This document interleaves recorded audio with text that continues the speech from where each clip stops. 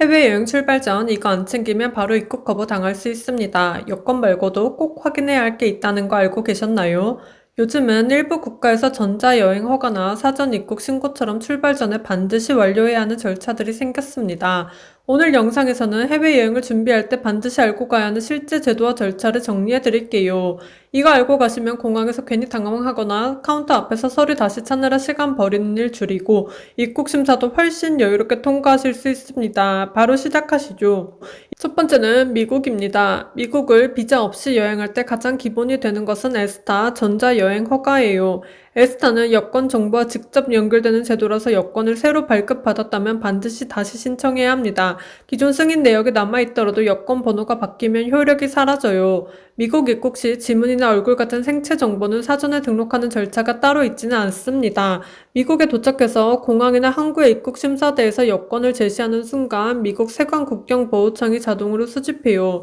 또 일부 공항에서는 미국 여행을 마치고 출국할 때도 얼굴 인식 스캔을 통해 출국 여부를 자동으로 확인합니다.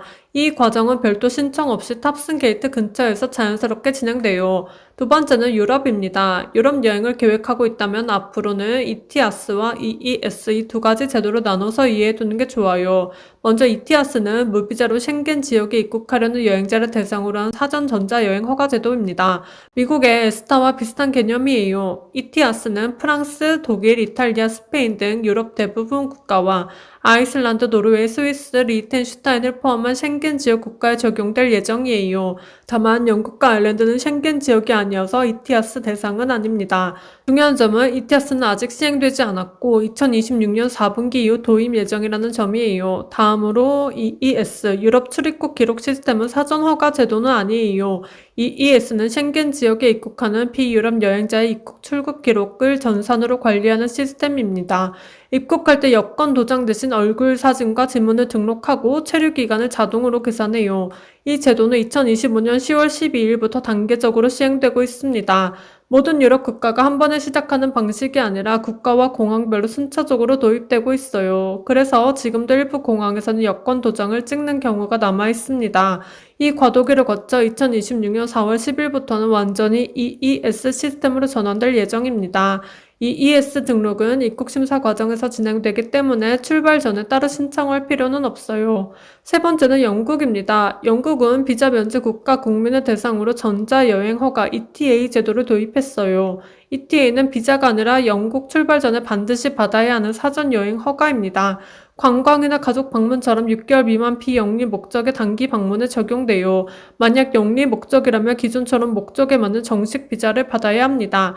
영국 정부는 2026년 2월 25일부터 ETA를 의무화한다고 발표했어요. 앞으로는 영국행 항공기나 유로스타 선박을 타기 전에 ETA 취득 여부를 확인하게 됩니다. ETA가 없으면 탑승이 제한될 수 있다는 점도 기억해 두세요. 네 번째는 싱가포르입니다. 싱가포르는 한국인이 비자 없이 입국할 수 있는 나라예요. 하지만 입국 심사에서는 체류 후 출국 의사를 증명할 수 있는 항공권이 중요합니다. 가장 안전한 건 왕복 항공권이에요. 편도 항공권만 가지고 있을 경우에는 입국이 거부될 가능성도 있습니다.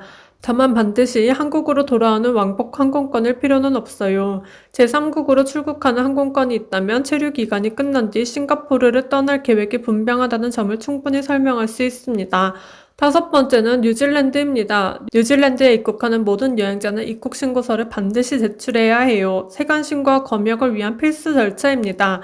현재는 비행기 안에서 종이 신고서를 작성할 수도 있고 NGTD 온라인 시스템을 통해 전자신고도 가능합니다.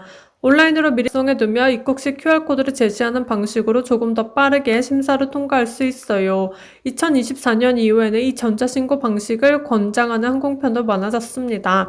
물론 종이신고서도 여전히 유효해요. 여섯 번째는 호주입니다. 한국인이 3개월 이하 단기 관광이나 비즈니스 목적으로 전자여행 허가로 호주를 여행할 경우 나이와 관계없이 건강검진은 필요하지 않아요. 다만 몇 가지 경우에는 호주 내무부가 건강검진을 요구할 수 있습니다. 예를 들어 3개월을 초과하는 비자를 신청하거나 병원 진료나 장기 여행 목적의 방문, 간병, 보건, 아동 관련 직종 종사 예정 또는 과거 결핵이나 중대한 질환 병력이 있는 경우입니다. 이 조건 중 하나라도 해당되면 60세 이하로도 건강검진을 요구받을 수 있어요. 일곱 번째는 캐나다입니다. 한국인이 단기 관광 목적으로 캐나다를 여행할 때 재정 증명 서류를 사전에 제출해야 할 의무는 없습니다. 하지만 입국 심사 과정에서 여행 경비나 체류 계획에 대해 설명을 요청받을 수 있기 때문에 기본적인 서류를 준비해 두는 게 좋아요. 예를 들면 최근 1개월 이내 은행 잔고 증명서, 호텔 항공권 예약 확인서, 재직 증명서나 사업자 등록증 사본, 신용카드나 현금 같은 것들입니다. 이 중 일부만 있어도 입국 심사는 훨씬 수월해집니다. 정리해보면 한국 여권으로 해외여행을 하는 게 갑자기 어려워진 건 아니에요. 다만 예전보다 출발 전에 한 번 더 확인해야 할 제도와 절차가 늘어났을 뿐입니다. 오늘 정리해드린 내용만 미리 체크해 두셔도 여행은 훨씬 편하고 여유로워질 거예요.